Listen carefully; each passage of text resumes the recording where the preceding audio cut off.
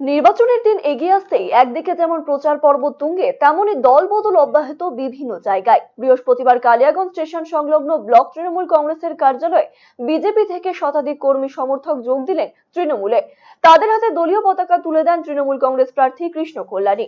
যোগদান কর্মসূচিতে অন্যান্যদের মধ্যে উপস্থিত ছিলেন রাজ্যের সম্পাদক অসীম ঘোষ, ব্লক তৃণমূল সভাপতি নিতাই বৈশ্য, পুরসভার পুরপ্রধান রামনিবাস সাহা সহ অন্যান্যরা। লোকসভা নির্বাচনের আগে এই যোগদানের ফলে কালিয়াগঞ্জের বালাস, সুরসা, মনোহরপুর এলাকায় তৃণমূলের শক্তি বৃদ্ধি হলো বলে জানান কৃষ্ণ কল্যাণী বাবু।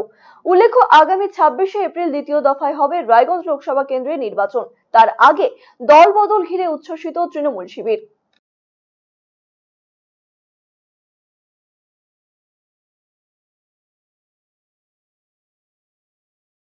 না, দেখুন, এবার কোনো ধর্মের উস্কানিতে ভোট হবে না। এবার উন্নয়নের জোয়ার যেই হিসাবে মমতা বন্দ্যোপাধ্যায় পশ্চিমবঙ্গব্যাপী বইয়ে দিয়েছে, যেই হিসাবে ৭৪টা প্রকল্প সাধারণ মানুষকে উপহার দিয়েছে, যেই হিসাবে সাধারণ মানুষ উপকৃত হচ্ছে, মমতা বন্দ্যোপাধ্যায় অনুপ্রাণিত হয়ে আজকে সুসার, মনোহর থেকে প্রায় 150 জন লোকেরা জয়েন করেছে।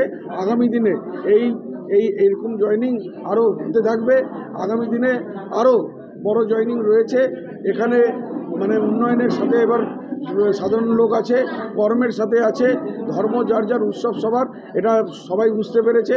এবার কর্মের আধারে হবে, উন্নয়নের আধারে হবে। আর এটা সবাই জানেন, উন্নয়নের কাণ্ডারি হচ্ছেন মমতা বন্দ্যোপাধ্যায়। এবার মমতা বন্দ্যোপাধ্যায়কে দেখে বলুন।